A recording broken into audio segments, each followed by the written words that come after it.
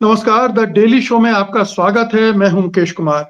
दोस्तों, अमित शाह द्वारा अंबेडकर के अपमान के मामले ने अब एक नया मोड़ ले लिया है। बीजेपी ने गटर छाप राजनीति शुरू कर दी है।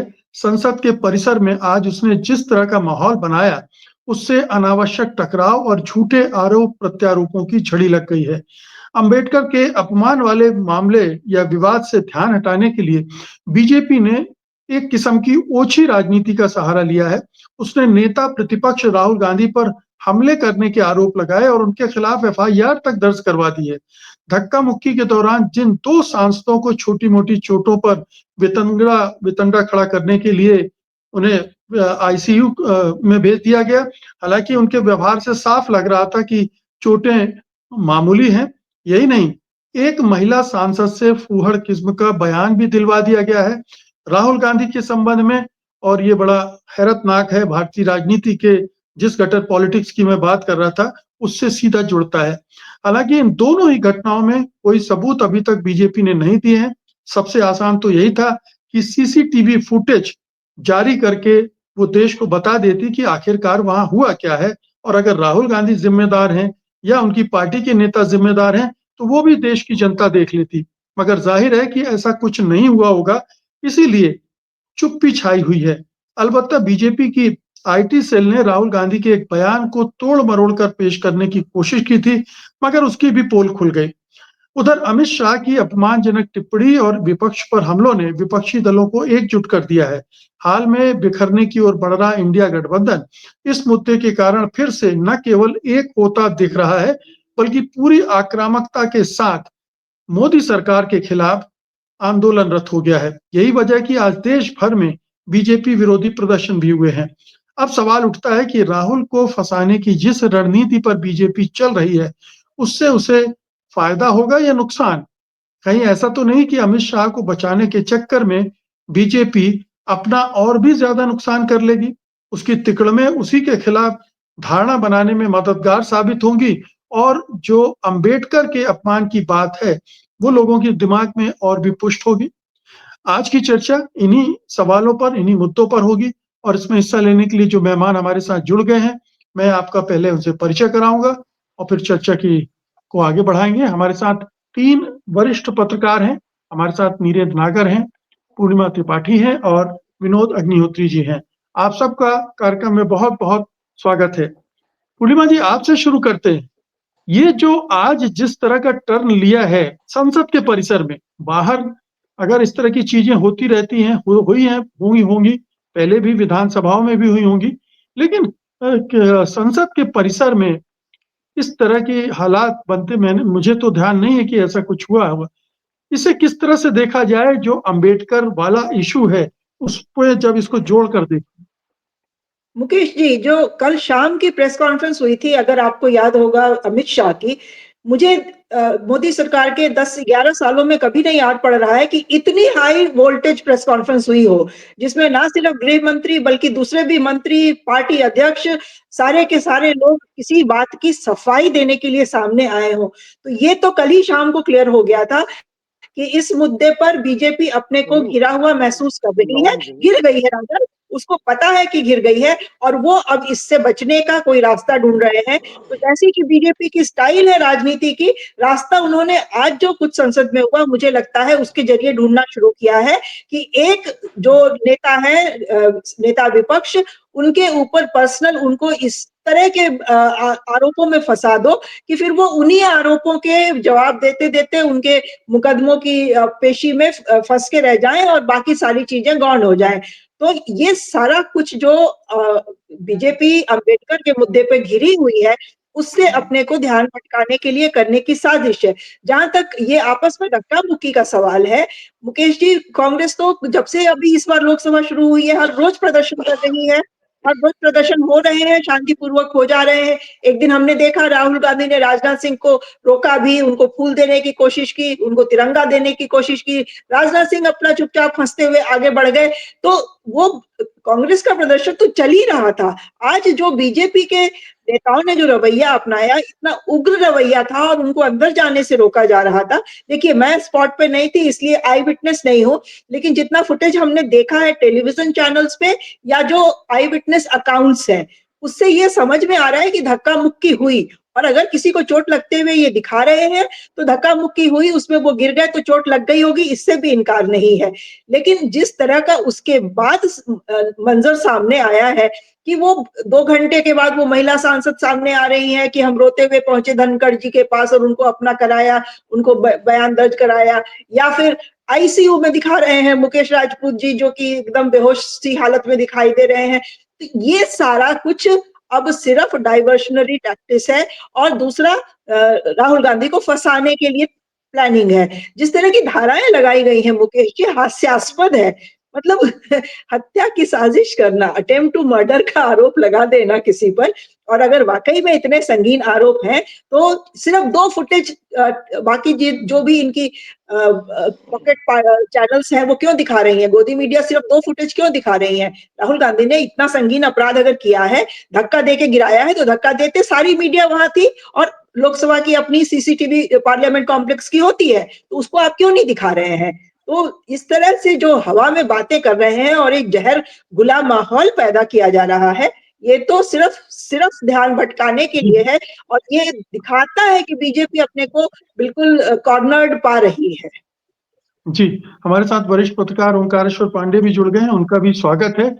विनोद जी, ये जो पूरा दिन भर का घटनाक्रम था, एक तो ये मतलब इसमें आरोप प्रत्यारोप कितने झूठ हैं, कितने सही हैं, ये एक अलग चीज है। लेकिन बीजेपी जिस अप्रोच के साथ ये सब कर रही है, करवा रही है, अंबेडकर वाले मामले से निपटने के लिए, उसे आप कैसे देखते हैं? देखिए, क्योंकि आज मैं अपने दफ्तर में कुछ मीटिंगों में व्यस्त था, इसलिए पार्लियामेंट में स्पॉट पे तो मैं भी नहीं था और मैं उस तरह फुटेज भी नहीं देख पाया जैसे कि जो चैनल्स पे चल रहे हैं। मैं लेकिन फिर भी जो जितना मीडिया के थ्रू या साइट्स के थ्रू पता लगा, उसके हिसाब से घटना धक्का मुक्की की हुई। जो जैसा कि कांग्रेस का कहना है, राहुल गांधी का कहना है या मल्लिकार्जुन खड़गे जी का कहना है, जिन्होंने प्रेस कॉन्फ्रेंस की कि भाई हम लोग गांधी प्रतिमा के बाद अंदर जाने की कोशिश कर रहे थे, तो वहां बीजेपी के लोग लाठी डंडे लिए खड़े हुए थे, ऐसा उनका कहना है, मैंने देखा नहीं। और उसके बाद उनको रोकने की कोशिश की, उसमें धक्का मुक्की हुई और उसके बाद ये घटना हुई। अब पहला प्रश्न तो ये है कि अगर वाकई लाठी डंडा लिए कोई खड़ा है, चाहे बीजेपी क्यों चाहे कांग्रेस क्यों हो, तो हाउस के अंदर लाठी डंडे आए कहाँ से? ये सिक्योरिटी का बहुत बड़ा लैप्स है। अगर लाठी डंडा लेकर के या लकड़ी लेकर के या कुछ लेकर के, राहुल गांधी ने भी कहा लकड़ियां लिए खड़े हुए थे। एक तो तख्तियां तो आती हैं, तख्तियां तो ऑफिस में बन जाती हैं, जिनमें क्योंकि ये लोग भी तख्ती लेकर के अम्बेडकर जी का चित्र लेकर के खड़े थे, धरना दे रहे थे। लेकिन अगर लाठियां लेके लोग खड़े हों तो लाठियां कहाँ से आए? ये प्रश्न दिग्विजय सिंह ने उठाया है, जो राज्यसभा सदस्य भी है, पूर्व मुख्यमंत्री है, और ये एक प्रश्न है।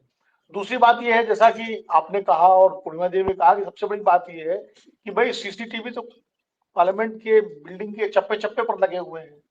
मतलब कुछ भी, सब कुछ सीसीटीवी में कैद हो चुका होगा, तो उसको देख लीजिए स्पीकर महोदय, उसको देख लें, या और राज्यसभा के सभापति जी देख लें, और उसके बाद उसमें जो भी जिम्मेदार दोषी पाया जाए उसके खिलाफ कार्रवाई की जाए, वो चाहे कांग्रेस के लोग हो, चाहे बीजेपी के लोग हो, चाहे कोई और किसी दल के लोग हो।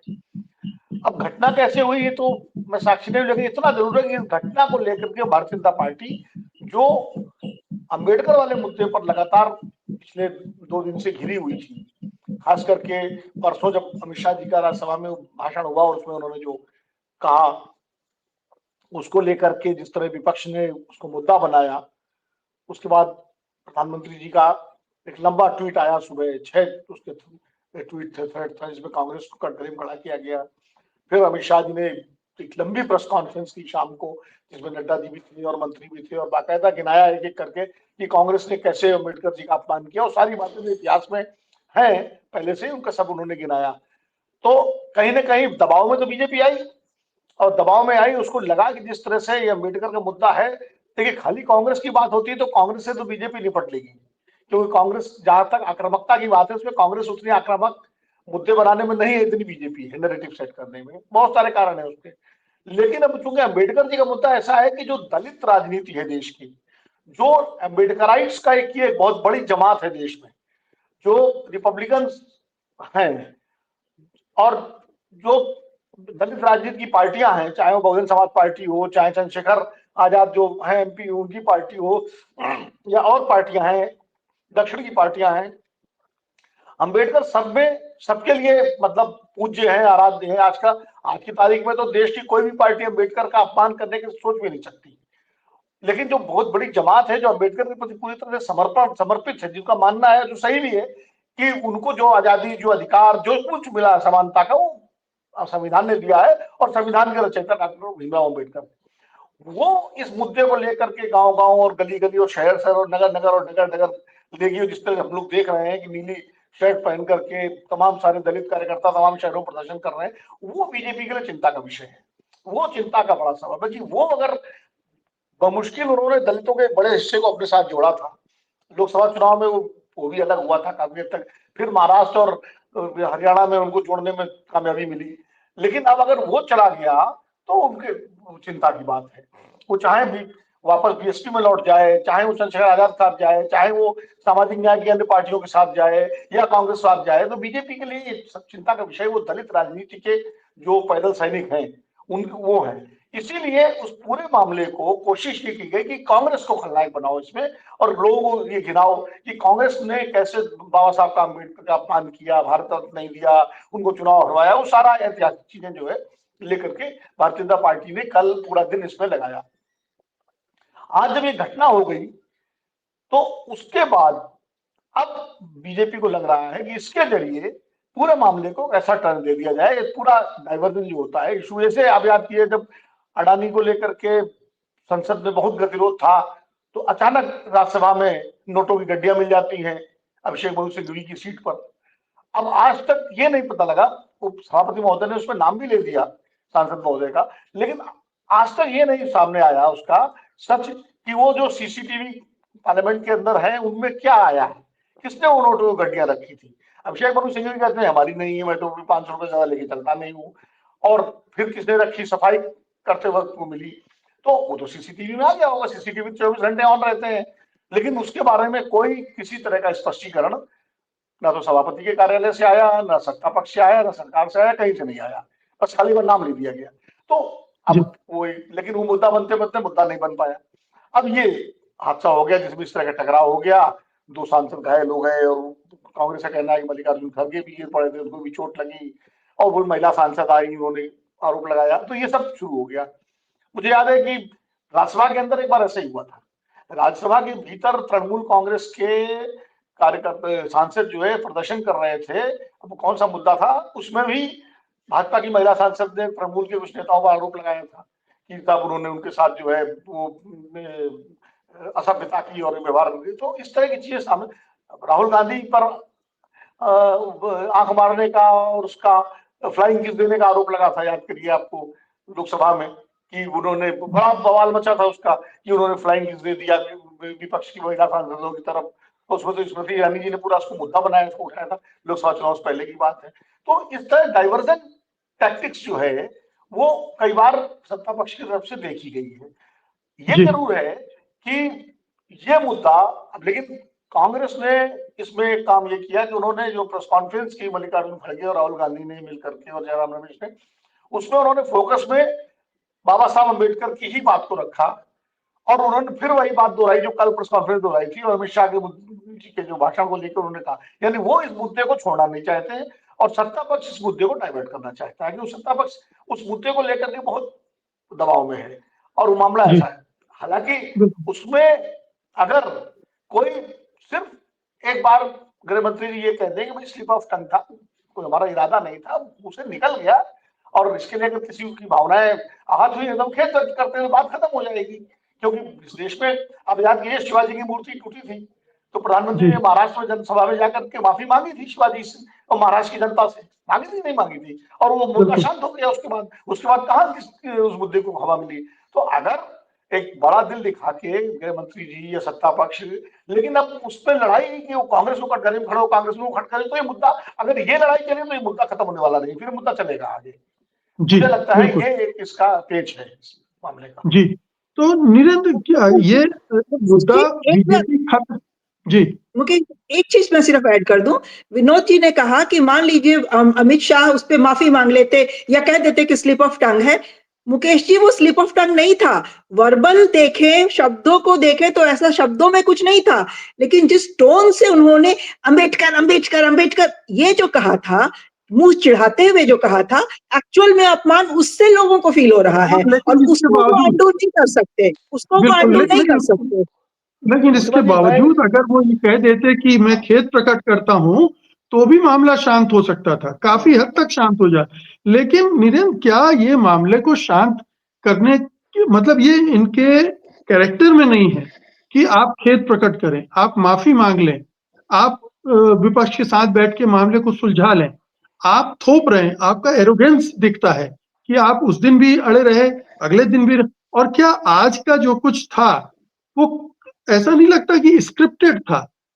वो ऐसा लग रहा है कि दो अचानक हो गया, लेकिन ये इस इरादे के साथ बीजेपी के नेता आए थे, क्योंकि जो तख्तियां थी उसमें बड़े डंडे लगे हुए थे और उसकी तरफ इशारा भी किया गया।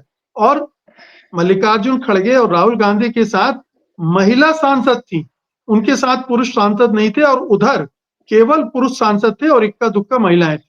तो ये जो हो रहा था, इसको कैसे देखा जाए? देखिए, आपने वही बात कही जो मैं सोच रहा था, शायद है स्क्रिप्टेड है, मुझे ऐसा लग रहा था। और इसलिए लग रहा था कि देखिए, अगर कोई विपक्ष का या कोई भी नेता है, सांसद है, अगर वो प्रदर्शन कर रहे हैं, कहीं जा रहे हैं, अगर वो गलत जा रहे हैं तो उनको रोकेगा कौन? बीजेपी के सांसद रोकेंगे या मार्शल वगैरह रोकेंगे? अगर आप गलत कर रहे हैं, जहां आपको जाना अनुमति नहीं है, तो वहां पर दूसरे लोग, सभापति होंगे, उनका ऑर्डर होगा, आदेश होगा, कोई दूसरा सांसद क्यों रोकेगा?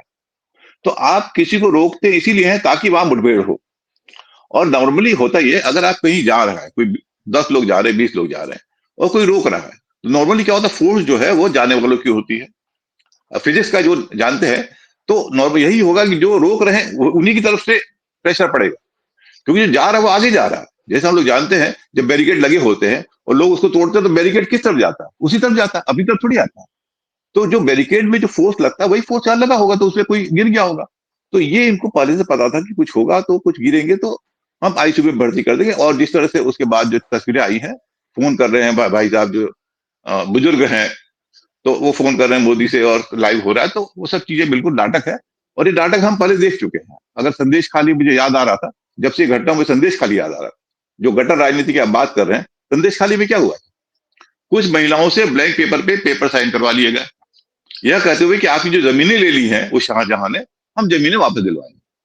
निश्चित रूप से शाहजहां ने कुछ जमीनें ली थी।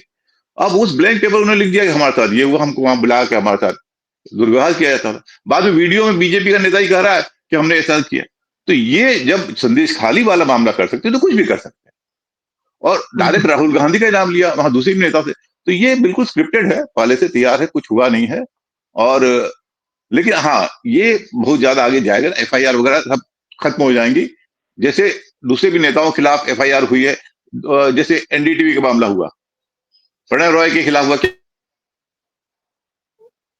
हाँ, लेकिन वहां तो एक दूसरा मामला था, ये तो चल रहा है। ओंकारेश्वर जी, आप इसको क्या ये मानते हैं कि ये बीजेपी जो है, ये दरअसल इसका एरोगेंस है जिसकी वजह से ये नौबत आई, और दूसरा ये बीजेपी को निगेटिव इसके खिलाफ जाएगा या उसको फायदा होगा? इस तरह की चीजें हो रही हैं, लोग देख रहे हैं, आप झूठ फैला रहे हैं, आपके पास कोई प्रमाण नहीं है।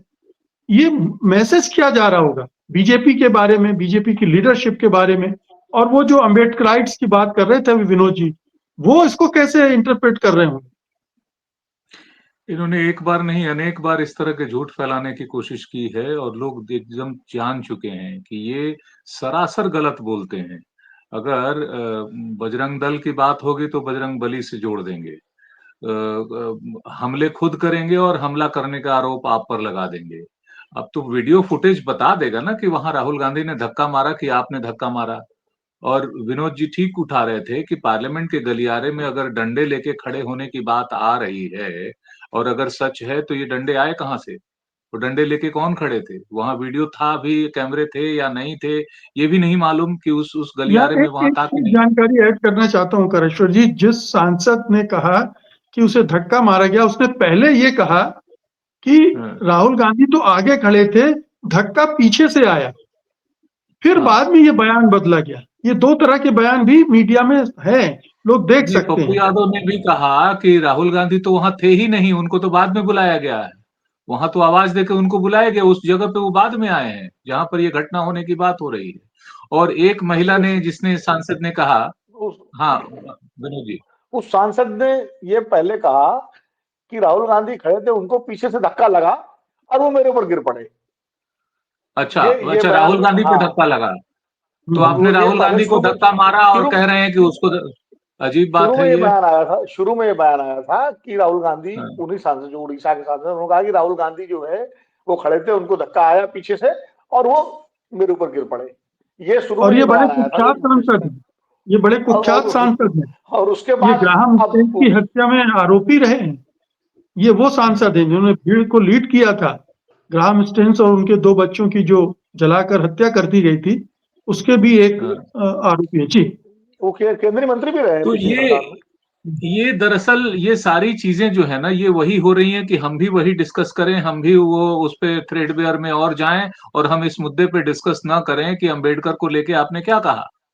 आपने ऐसा क्या कहा कि ममता बनर्जी तक, जो अभी इंडिया अलायंस से अलग अलग दिखाई दे रही थी, वो भी साथ खड़ी हो गई। सबने एक एक सुर से जो है वो आपको क्रिटिसाइज किया, और सबने ये डिमांड करनी शुरू कर दी कि या तो आपसे इस्तीफा लिया जाए या फिर आपको सैक किया जाए।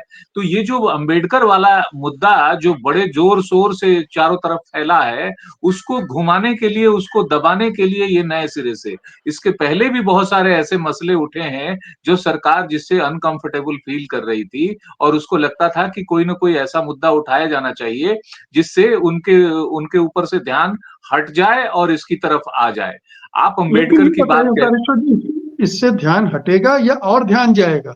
ये मुझे बूमरैंग लगता कर है रहा कि है। ध्यान तो और जा ये रहा मामला। है, और जी। ध्यान और जा रहा है। लोग खोज खोज के ये पढ़ रहे हैं और जानने की कोशिश कर रहे हैं कि आपने वास्तव में अंबेडकर को लेके कहा क्या, और आपने अंबेडकर को लेके किया क्या। अगर अंबेडकर जो बात करते हैं सेक्युलरिज्म की, इंक्लूसिवनेस की, क्या आप उस सेक्युलरिज्म की, इंक्लूसिवनेस की बात करते हैं? आप अंबेडकर को फॉलो करने की बात करते हैं तो, और अंबेडकर पर वास्तव में आप बात करना चाहते हैं तो वो अंबेडकर आपके हिंदू कट्टरतावाद के खिलाफ थे।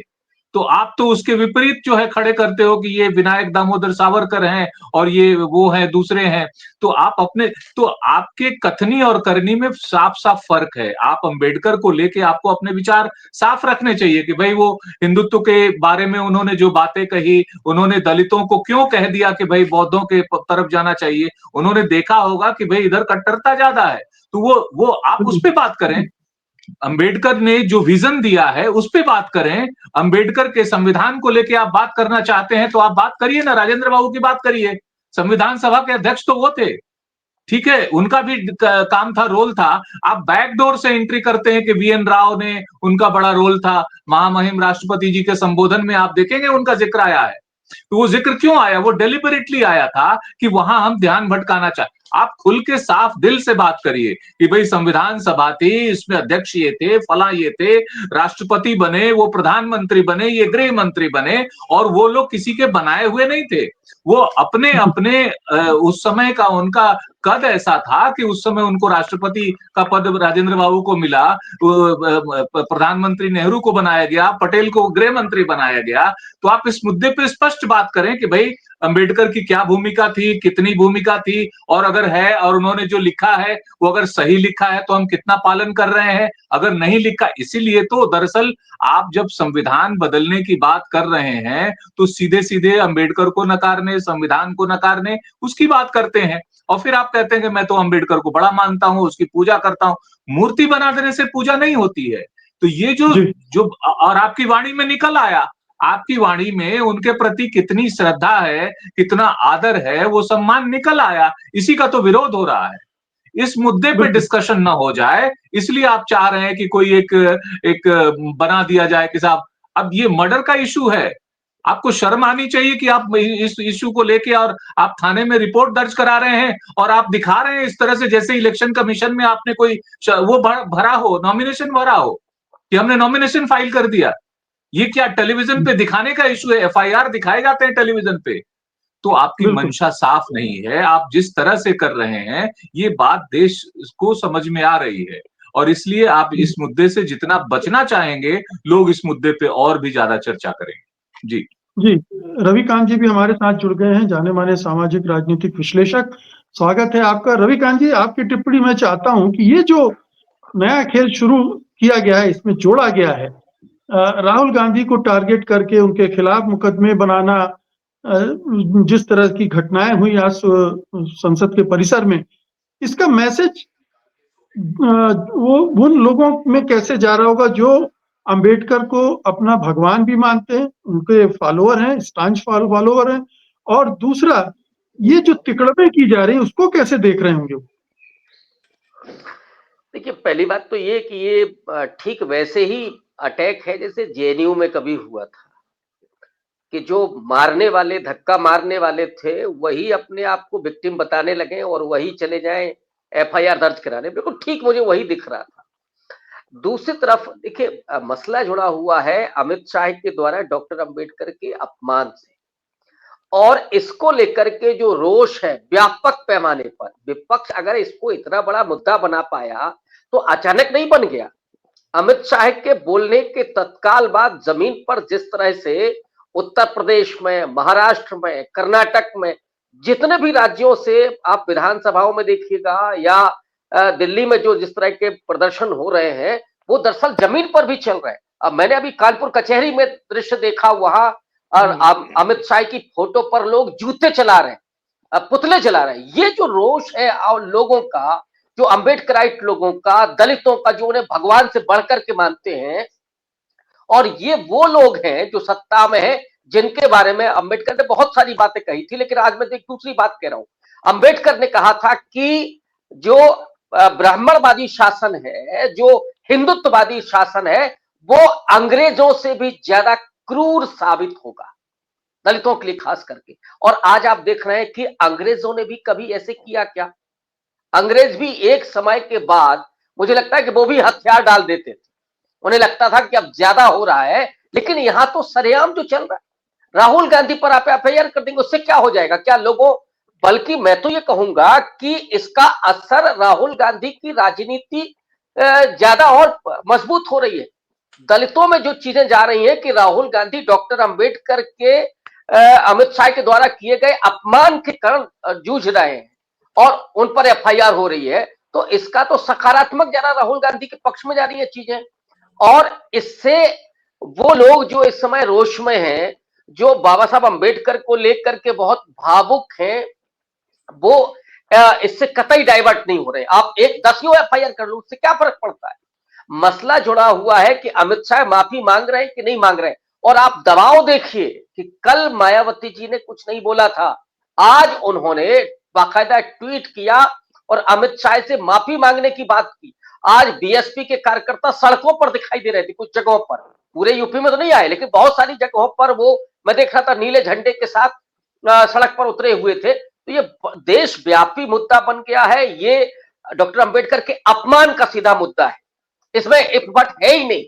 और इसके लिए अमित शाह या तो माफी मांगे या नरेंद्र मोदी उनको बर्खास्त करे, इसके नीचे कुछ भी होने वाला नहीं है। और अगर ये नहीं करते हैं, आप दूसरे ढंग से इसको ड्रेल करने की कोशिश करेंगे, तो इससे विपक्ष को और फायदा होगा।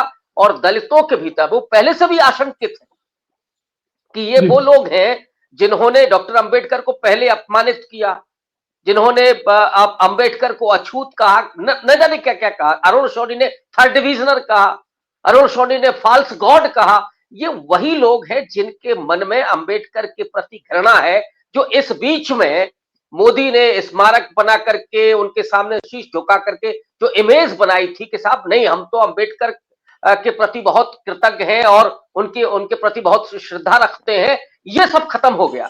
और इसका खामियाजा ऑब्वियस है कि चुनाव में भी आपको भुगतना पड़ेगा। और मैं ये भी कहता हूं कि अभी विपक्ष के पास खास करके नॉर्थ इंडिया में बहुत कार्यकर्ता नहीं है। और ये जो लोग हैं, जो नौजवान है, दलित, वो जिस तरह से एग्रेसिव है, अगर यही खड़ा हो जाएगा उनका कार्यकर्ता बन करके, तो ये तो राजनीतिक रूप से भी विपक्ष को मजबूती देगा। और बीजेपी के लिए बहुत मुश्किल होने जा रहा है। बेहतर होता है कि अमित शाह वो मान लेते कि भाई हमारी जबान फिसल गई, तो शायद जी। लोग उस रोष को छोड़ देते, विपक्ष भले ही उस मुद्दे को उठाता, लेकिन मुझे नहीं लगता है कि इससे कुछ होगा और इससे कोई विश्वास कर सकता है कि राहुल गांधी साहब जानलेवा हमला कर सकते हैं। कौन इस पर भरोसा करेगा? या राहुल गांधी बिल्कुल। किसी को धक्का दे सकते हैं? कौन भरोसा करेगा? जो मोहब्बत की दुकान जिसने 4000 किलोमीटर की पैदल यात्रा की देश को जोड़ने के लिए, प्रेम के लिए, वो जो दलितों की आज सबसे ज्यादा बात कर रहा है, जो हाथरस जाता है, धक्के खाता है, वो धक्का देने लगेगा।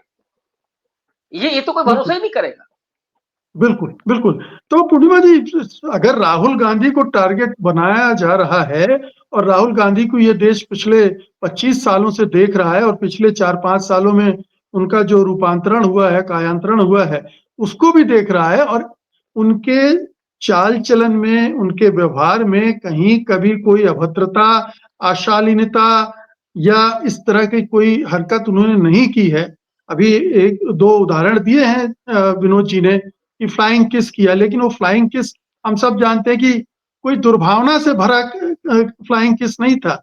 ये तो अपनी बेटी को भी फ्लाइंग किस देते हैं लोग प्रेम से। तो ये लेकिन यहाँ ये एक पूरा मामला गढ़ा जा रहा है। क्या ये लोग, इस देश के लोग मानेंगे राहुल गांधी के बारे में कि उन्होंने ऐसा किया? मुकेश जी, मुझे बीजेपी के जो कि रणनीतिकार हैं उन पे बड़ी तरस आती है, क्योंकि वो शायद लोगों की मानसिकता को समझ नहीं पा रहे हैं। राहुल गांधी पे अरे ऐसे आरोप लगाते हैं जो लोगों को थोड़ा विश्वास करने लायक लगते। अब औरत को धक्का दे देना, उनके प्रति असभ्य व्यवहार करना या किसी पे हत्या के इरादे से हमला कर देना, ये तो जो भी उस परिवार को जानता है वो कभी नहीं मानेगा, चाहे ये कितना भी कह लें। जहां आपने अभी जो पूछा था अभी कि क्या ये उल्टा पड़ जाएगा बीजेपी को ये दांव, तो बिल्कुल उल्टा पड़ेगा। और उसका एक मैं उदाहरण आपको दे रही हूँ। अभी जब से ये अंबेडकर वाला मसला उठा है, लोग ढूंढ ढूंढ के पढ़ने लगे हैं कि किसने अंबेडकर पे क्या बोला और क्या कहा। मैं एक उदाहरण दूं, अंबेडकर के जीते जी उनकी शव यात्रा आरएसएस ने निकाली थी। मुकेश जी, ये मुझे खुद नहीं मालूम था। मैंने बहुत हिस्ट्री की स्टूडेंट मैं नहीं थी अपने कॉलेज यूनिवर्सिटी के जमाने में, ये मुझे नहीं मालूम था। ये मुझे अब पता चला है जब ये विवाद शुरू हुआ है और किसी बहस में मैंने सुना और तब मैंने जाके इसको पढ़ा। तो लोग अब तो ढूंढ ढूंढ के पढ़ेंगे और जितनी भी सच्चाई इनकी भी है वो भी सामने आ जाएगी। और कांग्रेस ने तो जो किया वो तो ऑलरेडी ऑन रिकॉर्ड है, वो तो कहीं किसी से छिपा हुआ नहीं है, वो तो सबके सामने है। तो ये जो कोशिश ये कर रहे थे कि अपने आप को बहुत दलितों का संरक्षक और अंबेडकर का भक्त घोषित करें, उसमें ये बिल्कुल फेल होते दिखाई दे रहे हैं। दूसरा उल्टा इसलिए भी पड़ेगा कि जो आक्रोशित हुए हैं दलित, मैंने कल उसको सुना था, चंद्रशेखर आजाद को कहते सुना था कि अंबेडकर का अपमान तो जो भी दलित समाज है वो कभी भी स्वीकार नहीं करेगा और वो बदला लेगा। बदला लेगा वर्ड अपने आप में बहुत मायने रखता है मुकेश जी। और वो बदला से ये नहीं कह रहे थे कि रोड पे आके वो कुछ करेंगे, वायलेंस करेंगे, लेकिन जो दूसरे तरह का बदला है, अगर वाकई में दलित समाज एकजुट होकर उस पर उतारू हो गया तो बीजेपी तो फिर वही 84 वाली पार्टी, 2 सीटों वाली पार्टी रह जाएगी। और ये चीज इनकी समझ में आ गई है, क्योंकि जो भी कह लें, अमित शाह ने जो भी जिस तरह का टोन उन्होंने यूज किया अंबेडकर अंबेडकर करके, कोई अगर इनके नेता के बारे में मोदी मोदी ऐसे करे तो इनको क्या अच्छा लगेगा? और उतने ही सारे मोदी भक्त फिर इकट्ठा हो जाएंगे। तो वही बिल्कुल काउंटर ये पोलराइजेशन अब होएगा और दलितवादी जितने भी हैं वो इकट्ठा होंगे अब इनके खिलाफ। तो जिसकी चिंता इनको है, उल्टा तो इनको पड़ने ही वाला है। बिल्कुल। विनोद जी, आपने अपने पिछले वक्तव्य में इशारा भी किया था कि इंडिया गठबंधन जो बिखर रहा था वो एकजुट हो गया। अब ये जो एकजुटता है ये भी अमित शाह की बदौलत हो रही है। ये एक और नेगेटिव एस्पेक्ट है जो रणनीतिकार हैं बीजेपी के, मोदी शाह ही हैं और कोई तीसरा तो सामने दिखता नहीं है। क्या ये जो अपने नुकसान कराने का एक पहलू ये भी बहुत बड़ा आकार ले सकता है? दलित वोट बैंक बहुत बड़ा, दलित पिछड़े, ये सब सोशल जस्टिस वाली जो गोलबंदी है जो हमने 2014 के लोकसभा चुनाव में भी देखी, क्या वो एक बड़ा रूप लेगी? देखिए मुकेश जी, पहले तो मैं इस बात के लिए शुक्रगुजार हूं कि भाजपा ने नेहरू और अंबेडकर के बारे में जानने की उत्सुकता लोगों की बहुत बढ़ा दी। नेहरू को हर चीज के लिए जिम्मेदार ठहराते ठहराते तो ये हो गया कि लोग नेहरू के बारे में खूब पढ़ने लगे, जानने लगे, और बहुत सारी चीजें वो भी सामने आ गई जो कई बार हम लोग भी नहीं जानते थे। जैसे भी पूर्णिमा जी ने कहा, वही बाबा साहब के बारे में बहुत सारी बातें लोगों को नहीं पता थी लेकिन आ रही हैं। अगर कांग्रेस के सारे काम गिनाए गए जा रहे हैं, जो प्रधानमंत्री जी ने भी गिनाए और गृह मंत्री जी ने भी गिनाया कि कांग्रेस ने बाबा साहब के साथ क्या किया, तो वो तो पब्लिक डोमेन में है। सारे जो अम्बेडकराइस्ट हैं, रविकांत जी जानते हैं इस बात को, वो कांग्रेस के द्वारा किए गए उन गुनाहों को सब जानते हैं कि कांग्रेस के, हाँ, उसमें कोई कहीं नई बात नहीं है। लेकिन जो ढक गया था, जो दब गया था, जैसे worshipping false god, Arun Shourie की किताब, जो अटल जी प्राइम मिनिस्टर थे, बड़ा विवाद हुआ था, उन्होंने लिखी थी उसको, और उसको बहुत महिमा मंडित किया गया था तत्कालीन बीजेपी के नेताओं और तत्कालीन बीएसपी और तमाम बड़े हिंदुत्ववादियों के द्वारा, वो सामने आ गया। इसके अलावा जो बार बार कहा जाता है कि भारत रत्न कांग्रेस ने नहीं दिया बाबा साहब को, 89 में मिला, वीपी सिंह ने दिया, ये बात सही है। लेकिन उसके पहले बीजेपी या जनसंघ ने कितनी डिमांड की थी बाबा साहब को भारत रत्न देने की? कोई बता दे ना, रविकांत जी बता दे कि क्या उसके पहले बाबा साहब को भारत रत्न देने का विचार सामाजिक न्याय की पार्टियों का था, जिसमें रामविलास पासवान की पार्टी थी, जिसमें शरद यादव थे, जिसमें वीपी सिंह थे, मुलायम सिंह, जो सोशल जस्टिस, उसमें बीजेपी का कोई बड़ा योगदान नहीं था। बीजेपी खाली सरकार को सपोर्ट कर रही थी, इसलिए उसका क्रेडिट ले रही है। लेकिन कभी उसके पहले कोई बयान आप दिखा दीजिए कि बीजेपी नेताओं ने मांग की हो कि भारत रत्न दिया जाए, तो आप क्रेडिट लेने का आप लीजिए। और बाद में जिस सरकार ने, अच्छा ये भी तो पूछा जा सकता है कि जिस सरकार ने बाबा साहब को भारत रत्न दिया, उसी सरकार को आपने गिरा दिया 4 महीने बाद, 8 महीने बाद, तो क्या आपकी, तो ये दूसरी बात ये है, वो शव यात्रा वाली बात जो अभी पूर्णिमा जी ने कही, हिंदू कोड बिल को लेकर के वो सारा वो निकाला था उन्होंने, और बहुत सारे उस समय, मतलब अम्बेडकर, अच्छा आप जरा रिकॉर्ड कोई पुलिस का देख ले, जहां जहां बाबा साहब की मूर्ति तोड़ने का मामला आया है, उसके पीछे कौन लोग मिले, किस राजनीतिक विचारधारा से उनका जुड़ाव रहा, ये सब चीजें अगर लाई जाए, कोई खोजी पत्रकार करे तो पता। मैं एक बात कर रहा था, इंडिया गठबंधन को तो एकजुट कर दिया गृह मंत्री जी ने, एनडीए के घटक दलों के सामने धर्म संकट पैदा कर दिया है जी। क्या चिराग पासवान इसको बर्दाश्त कर पाएंगे? उनके पिताजी तो चैंपियन थे ना दलित राजनीति के, और बाबा साहब को भारत रत्न देने का श्रेय उनका था।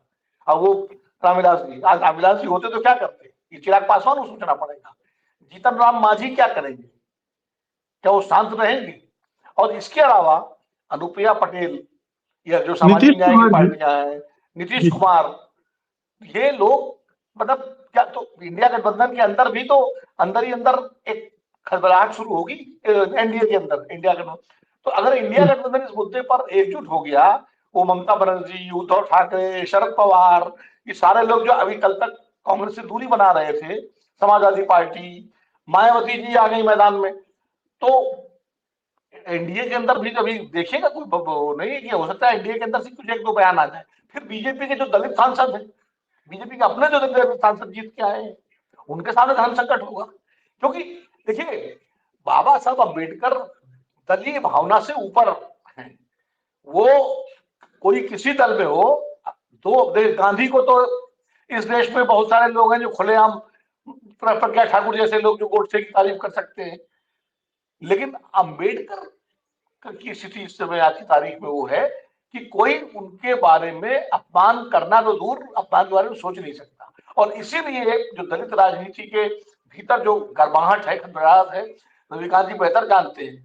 मुझे जो सूचनाएं मिल रही है उसके हिसाब से शायद देशव्यापी स्तर पर इस मुद्दे को लेकर के, कांग्रेस और विपक्ष की बात नहीं कर रहा हूं मैं, जो अम्बेडकराइट्स हैं, जो संगठन है, जो अम्बेडकरवादी पार्टियां हैं, वो इस मुद्दे को लेकर के एक बड़ा विरोध प्रदर्शन करने की तैयारी कर रही है जी। इस तरह जानकारी आ रही है नीचे से, जो भी कानपुर का बताया। तो असली मुद्दा ये है कि अब चलिए राहुल गांधी के खिलाफ मुकदमा हो गया, आपने डाल दिया, फायर करा दिया, लेकिन वो सही किसने कहा, शायद रविकांत जी ने कहा, ये तो राहुल गांधी के लिए कांग्रेस ही कल से कहना शुरू करेंगे। देखिए, हो सकता है राहुल गांधी कहना शुरू कर दें कि मुझे, मेरे खिलाफ मुकदमा इसलिए है कि मैं अम्बेडकर जी के अपमान के खिलाफ खड़ा हुआ हूँ, अम्बेडकर जी के अपमान के खिलाफ लड़ रहा हूँ, इसलिए मुझे शिकार बनाया जा रहा है। तो ये बात एक सामान्य अम्बेडकराइट को समझ में भी आएगी कि भाई, तो वही बात है कि अगर पहले ही दौर में, मैंने उदाहरण इसलिए दिया महाराष्ट्र वाला शिवाजी वाला, कि शिवाजी की मूर्ति टूटने पर प्रधानमंत्री जी ने जनसभा में माफी मांग ली महाराष्ट्र की जनता से और शिवाजी से, बात खत्म हो गई। अगर खेद प्रकट कर ले और एक तरीके से, तो शायद ये मामला शांत हो जाता जल्दी। लेकिन अब ये मुद्दा बनता जा रहा है, और उसके बाद आप देर सवेर जब कभी ये काम करेंगे दबाव में आकर के, तो माना जाएगा आपने दबाव में किया, मन से नहीं किया। नहीं तो आदमी तुरंत कहता है कि मेरी ऐसी मंशा नहीं थी, और मैं भाषण देते हुए प्रवाह में बह गया, कह दिया। अगर आप जिनको खेद पहुंचा है, मैं उनके लिए क्षमाप्रार्थी हूँ, या मैं खेद प्रकट करता हूँ जिनको तकलीफ पहुंची है, तो इसमें कोई छोटा बड़ा नहीं हो जाता। लेकिन ये मामला ऐसा, आप उस पर कांग्रेस को कटघरे में खड़ा करते रहो। कांग्रेस को जो सही है कि अम्बेडकर चुनाव लड़े और उनको हराया कांग्रेस के उम्मीदवार ने, ये सही, इसमें क्या कौन सी नहीं। ये भी सही है कि 1989 तक बाबा साहब को भारत देने का विचार किसी कांग्रेस की सरकार ने नहीं किया।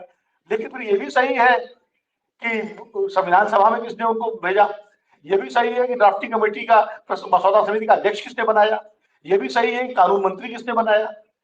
और ये भी सही है कि अम्बेडकर और नेहरू जी के बीच में जो मतभेद थे किस मुद्दे पर थे, वो इसलिए थे कि अम्बेडकर, बाबा रविकांत जी मुझे ठीक करेंगे मैं गलत बोल रहा हूँ, बाबा साहब चाहते थे कि हिंदू कोड बिल जल्दी आए, और नेहरू जी थोड़ा उसको रुक के लाना चाहते थे। उनको लगता था माहौल थोड़ा ठीक नहीं। तो इस बात को लेकर नेहरू जी से उनकी मतभेद थे कि भाई नेहरू डिले क्यों कर रहे हैं हिंदू कोड बिल को लेकर के। तो मतभेद का मुद्दा ये था, जिस हिंदू कोड बिल का सबसे ज्यादा विरोध कर रहे थे दक्षिणपंथी, उस हिंदू कोड बिल को बाबा साहब जल्दी लाने के लिए ऊपर दबाव बना रहे थे। वो चाहते थे सुधार का मामला जल्दी। तो मतभेद का मुद्दा कोई खेत पेड़ का झगड़ा थोड़ी था कि उन्होंने उनका कमरा कब्जा कर लिया हो, या उन्होंने उनके घर पे जाके जो है वो कर दिया हो। वो तो सैद्धांतिक वैचारिक इसको लेके बात थी। तो ये सब चीजें भी पब्लिक डोमेन में आएंगी, पब्लिक विमर्श में आएंगी, तो अच्छा है, बहस पढ़े, लोग जाने कम से कम अपने इतिहास पुरुषों के बारे में, उनके विचारों के बारे में। अगर मतभेद भी थे तो किस बात पे मतभेद थे, तो जितना विमर्श होगा। बिल्कुल, उम्मीद है कि लोग व्हाट्सएप यूनिवर्सिटी से बाहर निकलेंगे और तथ्यात्मक इतिहास की तरफ मुंह मोड़ेंगे। नीरेंद्र, आपको क्या लगता है, ये विकल्प जो पहला विकल्प होना चाहिए था किसी भी बड़ी पार्टी के लिए, जो राष्ट्रीय स्तर की और दुनिया की सबसे बड़ी पार्टी है, कि ऐसे मामलों को बहुत समझदारी के साथ, परिपक्वता के साथ हैंडल किया जाए, लेकिन वो गटर पॉलिटिक्स में उतर गई। क्या गटर पॉलिटिक्स ही इनका ट्रेडमार्क है? यही पॉलिटिक्स है इनकी, इसके अलावा इन्हें दूसरी पॉलिटिक्स आती नहीं है, करना नहीं है, या फिर अहंकार सिर पे हावी है? देखिए, जो कुछ लोग कह रहे हैं माफी मांग लेनी चाहिए थी। अगर आप बयान को सुने तो उसमें आप माफी मांग ही नहीं सकते, क्योंकि आपका टोन ये था कि आप दिन रात आम्बेडकर का नाम लेते रहते, आम्बेडकर। तो क्या आम्बेडकर नाम नहीं लेना चाहिए? सबसे पहला सवाल तो ये होता है। आप कहते हैं कि आप आम्बेडकर, बट टोन को छोड़ दीजिए, अगर वो भले टोन में भी कहते तो हम आम्बेडकर नाम लेते तो क्या गुनाह करते हैं? तो आप दूसरों पे ये आरोप लगा रहे तो आम्बेडकर का नाम लेते हो। तो ये इसलिए है कि अमित शाह या बीजेपी जो नेता है, उनके अंदर आम्बेडकर प्रति घृणा भरी हुई है, और घृणा जो भरी हुई है उसका स्वाभाविक कारण है, क्योंकि रीडर्स ऑफ हिंदुइज्म लिखने वाला आदमी, जिसने हिंदुइज्म पे इतने मतलब हमले किए हैं, और उसके बाद उन्होंने बौद्ध हो गए और अपने अनुयायी को बौद्ध होने को प्रेरित किया, क्योंकि हिंदू धर्म में आपको न्याय नहीं मिलेगा। और जो हिंदू धर्म और राम के नाम पर, राम जो अंगूठा काट लेते हैं तो शंभुक का, तो ऐसे व्यक्ति को वध कर देते हैं। तो अब ऐसे राम की आप पूजा करते हैं और अम्बेडकर शंभुक के साथ रहेंगे, तो आप कैसे अम्बेडकर प्रति अपने मन में सम्मान? तो अंदर से उनके मन में अम्बेडकर प्रति कोई सम्मान नहीं। किसी भाजपाई के अंदर में अम्बेडकर प्रति सम्मान नहीं हो सकता जब तक कि श्री राम जी को पूजा करता है या इस तरह से हिंदू देवी देवताओं को मानता है, और अम्बेडकर ने हिंदू देवी देवताओं को नहीं माना। तो आप कैसे करेंगे? तो अंदर से तो आपके मन में घृणा है, वही घृणा अमित शाह के बयान में निकली, इसलिए वो माफी नहीं मांग सकते। माफी मांगने वाली कोई चीज नहीं है।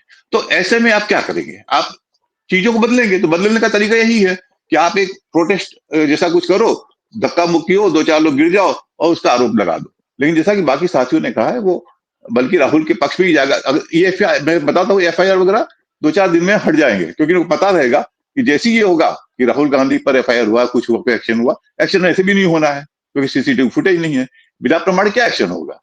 तो ये मामला रफा दफा हो जाएगा, वैसे भी पार्लियामेंट जब खत्म हो जाएगी। लेकिन चूंकि ये अमित शाह का जो वीडियो है, ये बयान नहीं है, वीडियो है, सिर्फ स्टेटमेंट होता ना तो खत्म हो जाता। इस वीडियो को हमेशा आपके मोबाइल पे रहेगा, तो ये सर्कुलेट होता रहेगा। जब भी विपक्ष के पास ये मौका आएगा, वो कहेगा देखो अमित शाह तो ऐसा करते। तो अमित शाह के सामने बड़ी बहुत मुश्किल स्थिति है, वो इससे बच नहीं सकते। तो डाइवर्जनरी टेक्निक एक बार तो अपना ही है, लेकिन ये वीडियो चूंकि रहेगा हमेशा के लिए, इसलिए अंततः मुझे लगता हो सकता है उनको माफी मांगनी पड़े ताकि मामला खत्म हो। लेकिन अभी शायद उनको लगा होगा, बीजेपी के सामने शुरुआत में यही होता है, हम कुछ ऐसा कर दें ताकि जो है चीजें हट जाए। तो ये मुझे लगता है कि इससे बहुत फायदा नहीं होगा, और अगर लंबा चला तो राहुल गांधी के लिए बैच ही साबित होगा कि वो उन पे अगर कुछ कार्रवाई होती है कि वो आम्बेडकर के लिए, आम्बेडकर अपमान के खिलाफ लड़ते हुए उन्होंने कुछ भी सजा भुगती या कुछ भी एक्शन हुआ तो ये उनके फायदा ही होगा। बिल्कुल। ओंकारेश्वर जी, अगर आप माफी मांगते हैं तो ये वो स्थिति नहीं होगी कि प्याज भी खाए और जूते भी खाए। मतलब आपने नुकसान भी कर लिया और अब माफी भी मांग रहे हो, तो ये तो दोनों तरफ से भारी पड़ जाएगा। देखिए, कुछ चीजें स्लिप ऑफ टंग होती हैं कि आपके मुंह से गलती से निकल जाए, और कुछ चीजें आपके इंटेंशन को दर्शाती हैं। बीजेपी पर आज से ये आरोप नहीं लग रहा है।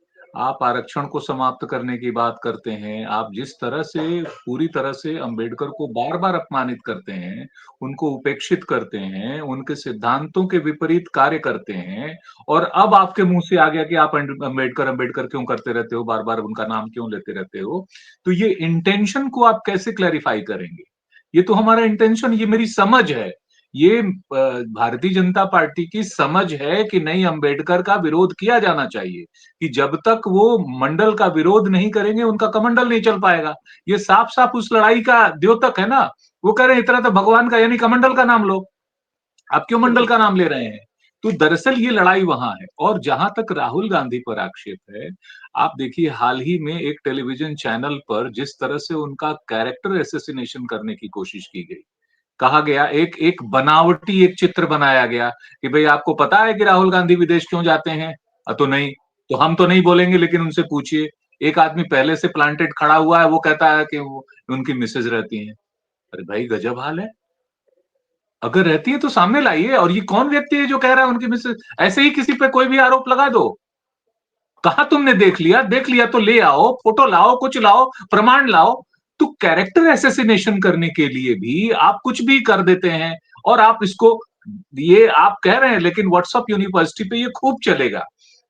अच्छा ये हुआ है कि इन्होंने जो इसको रोकने की कोशिश की है, और इसको जो तमाम टेलीविजन चैनलों ने घुमा दिया है, तो अब लोग स्वतः इसको ढूंढ लेंगे कि सच्चाई क्या है।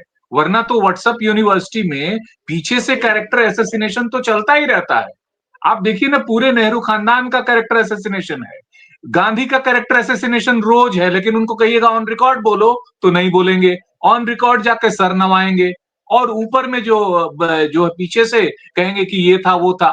अगर आप मानते हो कि गोडसे आपके लिए आदर्श है, तो आप बाकायदा उसको स्थापित करिए, बाकायदा उसको सामने लेके आइए कि हमारे लिए गोडसे ही हमारे फिगर है।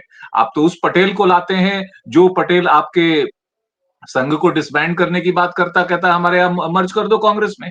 जो बैन लगाता है आपके लिए वो है, क्योंकि आपके जितने भी जो आदर्श प्रतिमान आपने खड़े करने की कोशिश की, उसमें से कोई भी खड़ा नहीं हो पाया। तो आप चाहते हो कि इस मूर्ति को तोड़ो। अंबेडकर की मूर्ति को जब तक तोड़ेंगे नहीं, तब तक हमारा नहीं। अंबेडकर ने एक नहीं अनेक बार इसी बात की चर्चा अपने लेखों में, अपने किताबों में तमाम तरीके से की है कि किस तरह से ये असहिष्णुता, और ये उसी असहिष्णुता का परिचायक है ना, जब आप बंटेंगे और कटेंगे की बात करते हैं। ये असहिष्णुता नहीं है तो क्या है?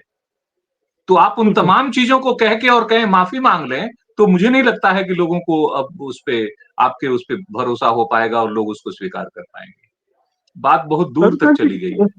रविकांत जी, क्या आपको भी लगता है कि अब बाजी हाथ से निकल चुकी है, तीर हाथ कमान से छूट चुका है, अब वो वापस नहीं आएगा माफी मांगने से भी? प्रधानमंत्री मोदी माफी मांग ले या पद से हटा दें तो थोड़ा सा जख्म भर सकते हैं, अदरवाइज ये अब मामला हाथ से निकल चुका है बीजेपी की, संघ परिवार के बल्कि। हाँ, देखिए अभी अगर माफी मांग ले तो मुझे लगता है कि विपक्ष के पाले में फिर शायद ये मुद्दा नहीं होगा। लेकिन ये मुद्दा इतना बड़ा सामाजिक स्तर पर बन चुका है कि आने वाले महीनों में और सालों में जो हम लोग लगातार, और मेरे जैसे सैकड़ों हजारों लोग जो हर संडे को कहीं होते हैं, जहां पे बाकायदा सामाजिक न्याय सम्मेलन चल रहे हैं, डॉक्टर अंबेडकर को लेकर के वैचारिक जो लगातार आंदोलन चल रहे हैं, उनमें इसको बार बार दोहराया जाएगा। माफी मांगे अमित शाह, चाहे सिर के बल खड़े हो जाए, उसको आप नहीं रोक सकते। आप विपक्ष को जरूर बंद कर सकते हैं, मुझे लगता है अगर माफी मांगी जाए तो विपक्ष जरूर चुपचाप हो सकता है, लेकिन अब ये तो चला गया, और इसलिए चला गया कि सेल्फ रिस्पेक्ट, सम्मान का मुद्दा दलितों के लिए सबसे बड़ा मुद्दा है। 3000 साल की जो दास्ता है उसमें क्या है, सम्मान नहीं मिला कभी, शिक्षा न्याय, ये और छोड़ दीजिए आप, पूरा अंबेडकर का जो आंदोलन है उसमें सर्वोपरि सम्मान है, सेल्फ रिस्पेक्ट है, और जिसने सेल्फ रिस्पेक्ट हमको दी उसका ही अपमान। इसलिए मैं कह रहा हूं ये बहुत भावुकतापूर्ण मुद्दा बन गया है, खास करके दलितों और अंबेडकरवादियों के बीच में। इसलिए ये पूरा का पूरा वाक्य बार बार दोहराया जाएगा और ये जमीन तक जाएगा, अभी और नीचे जाएगा, और उसके बाद आप रोष देखिएगा, और वो रोष होगा जो इनकी, मैं ये कहूं जैसे 2024 के लोकसभा चुनाव में सबक सिखाया गया, वो तो तब हुआ था जब मीडिया भी था, कारपोरेट भी था, चुनाव आयोग भी था, ईडी सीबीआई भी था। इसके बाद जो डर अभी आशंका है दलितों के भीतर, खास करके दलितों के भीतर, कि संविधान को ये बदलना चाहते हैं और मनुस्मृति इनके जेहन में है और आरएसएस का 100वां साल है, ये सारी चीजें एक साथ जुड़ रही हैं कि हाँ, अमित शाह के दिमाग में भी वही है, और ये बाबा साहब का सम्मान नहीं करते। दलितों का तो रोज अपमान होता है, रोज घोड़ी से उतारे जाते हैं, रोज पेशाब पिलाई जाती है, लेकिन बाबा साहब का अपमान ये नहीं सहने के लिए तैयार है। और मुझे लगता है कि अब कुछ भी करें अमित शाह, आप राहुल गांधी पर 10 और एफआईआर दर्ज कर दें, कुछ होने वाला नहीं है, और ये बड़ा मुद्दा जमीन पर बन चुका है, अब ये रुकेगा नहीं। बिल्कुल। मुकेश बस एक मुकेश जी, जी, पब्लिक मेमोरी बहुत शॉर्ट होती है। मैं एक इंसिडेंट आप लोगों को याद दिला दूं। 95 में जब मायावती की सरकार बनी थी इनके बीजेपी के सहयोग से, तो वो जो 6 महीने वाला ये एक्सपेरिमेंट उस दौर में कर रहे थे, तो जब 6 महीने के बाद मायावती ने रिफ्यूज कर दिया था कि मैं गद्दी से नहीं उतरूंगी और इनको नहीं सपोर्ट करूंगी, तो एक बहुत जबरदस्त कैरेक्टर असैसिनेशन और मायावती के खिलाफ लखनऊ में, रविकांत जी को शायद याद होगा कि उस समय इन्होंने जबरदस्त प्रदर्शन किया था, और लखनऊ में हजरतगंज की सड़कों पर इन्होंने मायावती के लिए ऐसी गंदी गंदी गालियां नारों में यूज की थी कि हम उसको टेलीविजन स्क्रीन पे बोल नहीं सकते हैं। विनोद जी को भी शायद पता नहीं याद हो या ना हो, उस समय वो थे कि नहीं, लेकिन लिटरली गालियां मायावती के लिए निकाली गई थी। उसी दौर में इनका कैरेक्टर असैसिनेशन का एक और नमूना उस समय सामने आया था, जब दैनिक जागरण में एक खबर इन्होंने छपवा दी थी कि मायावती और कांशीराम की एक बेटी है 14 साल की, और जागरण में वो छपी थी। और मुकेश जी, पूरा हजरतगंज दलित समाज ने जाम कर दिया था, सुबह से लेके वो बैठ गए थे, पानी की बौछारें हो गई थी, हटे नहीं थे जब तक कि नरेंद्र मोहन ने आके माफी नहीं मांगी थी उस बात को लेकर के। तो इनका ये जो कैरेक्टर असैसिनेशन वाला जो तरीका है, और उस समय से जो बीजेपी के खिलाफ हुए थे दलित, वो 14 तक फिर उन्होंने इनकी तरफ देखा नहीं था। वो तो 14 में किसी गफलत में आके उन्होंने पता नहीं कैसे उनको सपोर्ट कर दिया बीजेपी को, नहीं तो दलित उनसे जो मुख उस समय विमुख हुआ था, कभी इनकी तरफ देखा नहीं। ऐसा ना हो कि वही वाला ये साइकिल फिर से शुरू हो जाए। बिल्कुल। तो मुकेश बड़ी जी, बुरी स्थिति में, कैश 22 वाली स्थिति में फंस गई बीजेपी। मुकेश जी, जी, संक्षेप एक इसका डायमेंशन एक और हो सकता है, पता नहीं है कि नहीं, इस पूरे प्रकरण का, कि देखिए बाबा साहब अम्बेडकर सामाजिक न्याय के प्रवर्तक हैं। दलितों में खासकर और बहुजन समाज में उनके प्रति आदर सम्मान, उनको आराध्य के रूप में या अपने उद्धारक के रूप में देखा जाता है। लेकिन एक दूसरा वर्ग भी है जो अम्बेडकर को कभी मन से स्वीकार नहीं कर पाता है, वो अपर कास्ट हिंदू का, जो राम मंदिर के लिए भी चल देता है और जो कमंडल लेके चलता है, इसके लिए पांडे जी इशारा, वो भी है। पिछड़ों के भी एक सेक्शन है जो अपर कास्ट, जो पिछड़ों में जो उच्च वर्ग है, वो भी। तो कहीं ऐसा तो नहीं है कि उसको गोलबंद करने के लिए भी एक रणनीति का हिस्सा हो कि भाई वो एक बार गोलबंद हो जाए, क्या देखो कम से कम कोई डट करके बोला तो, यहाँ तो हर आदमी जो है मतलब अम्बेडकर के सामने कुछ बोल ही नहीं पाता। तो और दलितों में तो ये जो हर जगह जो ये है ना कि जाट बना मदर्स, मराठा बना मदर्स, पटेल बना मदर्स, यादव बना मदर्स, तो कहीं दलित बना मदर्स का तो कोई राजनीति तो नहीं है भविष्य के लिए।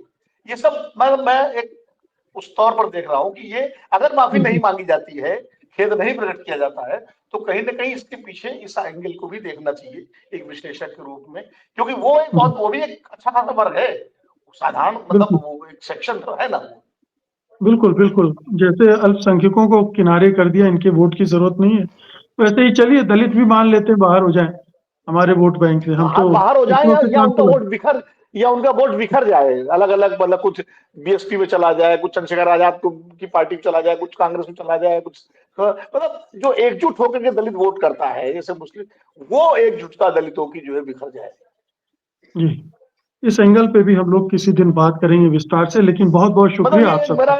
मेरा एक वो है अंदाज, बिल्कुल, मेरे पास कोई मैं ऐसा सूचना रविकांत जी नहीं की है, टिप्पणी लेकिन को चाह रहा था इस पर, लेकिन चूंकि समय अब खत्म हो गया इसलिए मैं अपना लालच रोक रहा हूँ। बहुत बहुत नहीं, शुक्रिया आप सबका। एक लाइन की टिप्पणी हम ले सकते हैं रविकांत जी से, क्योंकि चलिए रविकांत जी। एक संक्षिप्त टिप्पणी जरूरी नहीं, है। मुझे तो ये लग रहा है कि थोड़ा उल्टा हो गया। जो अभी उपवर्गीकरण वाला फैसला आया था सुप्रीम कोर्ट का, उसने थोड़ा सा दलितों के भीतर वर्गीकरण पैदा किया, विभाजन पैदा किया। लेकिन चूंकि बाबा साहब का मामला है, बाबा साहब परे हैं इन सब चीजों से, तो इसलिए दलित तो एकजुट हो ही रहा और ओबीसी भी बहुत तेजी से डॉक्टर अंबेडकर की तरफ जा रहा। हाँ, उसमें कुछ सेक्शन है, हम ये मानते हैं, लेकिन इतना बड़ा सेक्शन नहीं है कि आप दलितों को बिल्कुल बाइफरकेट करके और एक कोई नई राजनीति करें। वो मुझे नहीं लगता, ये हो गया, वो जबान पे आ गई बात, और अमित शाह ने बाद में संभालने की कोशिश भी की थी। वो समझ भी रहे थे कि क्या हमसे क्या निकल गया है, लेकिन वो जिद है कि साहब अब वो तो मोटा भाई है, वो कैसे माफी मांग सकते हैं। जी ओंकारेश्वर जी। एक आखिरी लाइन, अभी तक तो बीजेपी और ये सरकार जो है वो संविधान को और लाल किताब का अपमान कर रही थी, तो तब तक उसका ही कितना बड़ा रिएक्शन हुआ। अब उस संविधान के निर्माता का अपमान होने लगा, तो मुझे लगता है कि ये बात अडानी वडानी मुद्दे से बहुत ज्यादा दूर जाएगी। अडानी मुद्दा दलितों को समझ में नहीं आता, वो इतनी बड़ी बात है कि उनके खोपड़ी में नहीं आता कि भैया इतने लाख करोड़ तो हम सोच भी नहीं पाएंगे, गिन भी नहीं पाएंगे, तो इसलिए बात ही करना बेकार है। वो उनको जो इलेक्टोरल बॉन्ड है वो समझ में नहीं आता, क्योंकि वो छोटी बातें नहीं है। ये इतने बड़े बड़े मसलों के बीच में जो उनको बात समझ में आती है कि अगर आप संविधान से छेड़छाड़ करोगे तो आपने उसका नतीजा 2024 में देखा। और संविधान तो दूर, अब आप बाबा साहब का अपमान करेंगे। मुझे नहीं लगता है कि दलित जो है, और आज का दलित बहुत जागरूक है, पढ़ा लिखा है, वो एक एक चीज वो कुरेदना जानता है, उसके हाथ में गूगल जैसा हथियार है, चैट जीपीटी है उसके पास, तो वो तो खंगाल के पढ़ लेगा कि भाई क्या सच्चाई है नहीं। ये बिल्कुल इनके लिए भारी पड़ने वाला है, और माफी से ये मसला दूर नहीं होगा। ये जी, बस मैं इतना कहूंगा, थोड़ा सा संशोधन करूंगा कि दलितों की खोपड़ी में भी बहुत कुछ है और वो समझ सकते हैं, और बिना खोपड़ी वाले दूसरी जातियों में भी हैं, सवर्णों में भी हैं, पिछड़ों में भी हैं, हर जगह है। बहुत बहुत मैंने शुक्रिया आप ऐसा कुछ सबका। नहीं कहा, मैंने तो मैं थोड़ा साफ कर दिया, एक्सप्लेन कर दिया बस मैंने। हाँ, बहुत बहुत शुक्रिया आपका, धन्यवाद, नमस्कार। जी।